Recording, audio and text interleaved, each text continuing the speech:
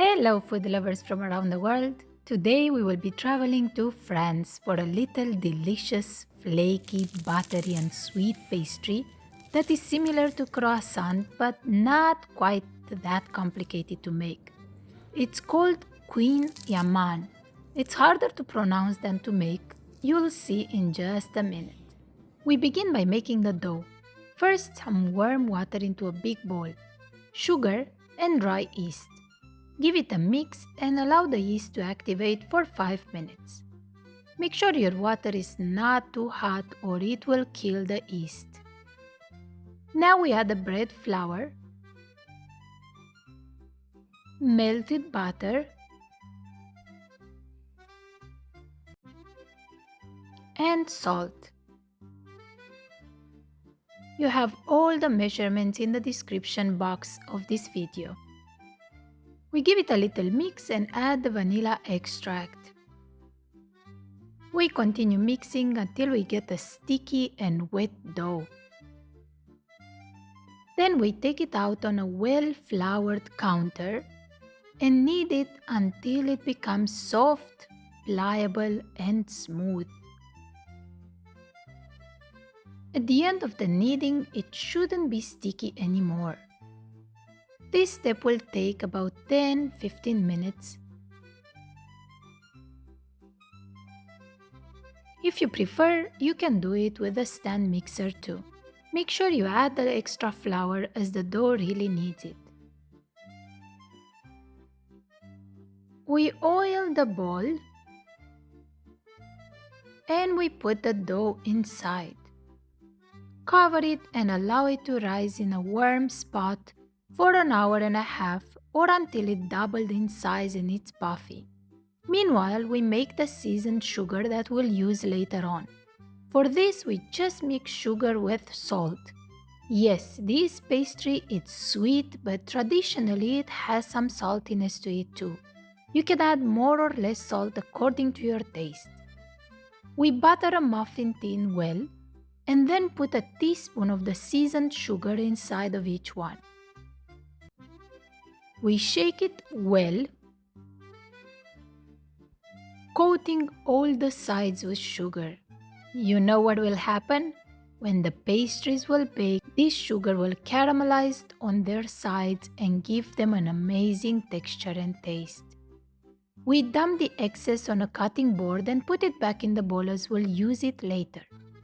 By now the dough has also risen. We flour the counter a little and dump the dough on it. We gently deflate it and roll it into a rough rectangle about 1/4 of an inch thick. If it sticks to the work surface, just add a sprinkle more of flour. The dough will be soft but not very sticky. Now we grate one very cold or even frozen stick of butter on it, leaving a 1-inch border around the edges. We flatten the butter and spread it evenly.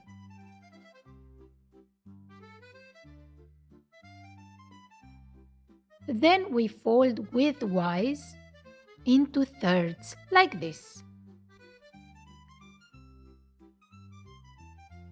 We put the dough on a tray, cover with plastic wrap and refrigerate it for about 30 minutes. After the time is up, we put it back on the counter and roll it again into a rectangle, using little flour as needed. We grate another very cold stick of butter on it. Hey, I never said it's low on calories, right? I said it's delicious, flaky and layery, and I'll deliver on that promise. Now we are creating those layers. We fold again in thirds, roll back into a rectangle, fold again and roll back again. So we folded 3 more times just now. If you like what you see, take a moment now to show your support by liking, sharing, subscribing, and leaving me a comment below. Thank you. It will be a little harder to roll each time, But give the dough a little bit of time and patience and it will come along beautifully. Enough folding and rolling. We wrap it in plastic wrap and refrigerate for at least an hour.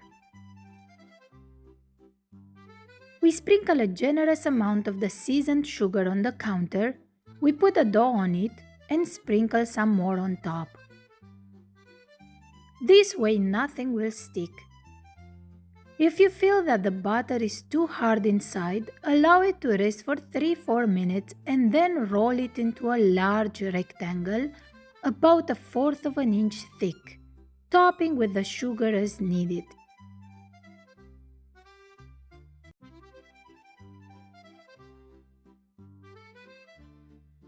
When that's done, we make it pretty by cutting the uneven edges with a pizza roll.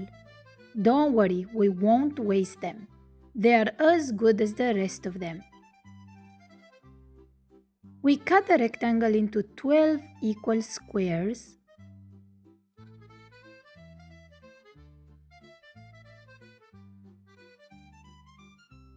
And bring the corners together like you see me doing here. Then we place each one in the muffin tin.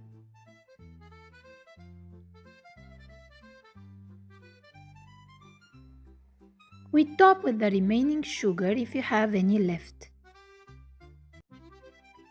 I gave the edges a little shaping too and baked them separately. We let them rest for 15 minutes and then we are ready to put our pastries in a preheated oven at 375 degrees Fahrenheit until browned and puffed up for about 25 to 30 minutes. You guys, I don't think they need any more words to describe them. Just the way they look and sound should be enough to realize they are outstanding. You can feel the vanilla flavor, the flakiness, all the layers we've created, and that delicious butter. They're worth every rolling and folding. Give them a try and then come back here and let me know how they turned out for you. I'll see you again soon. Bye!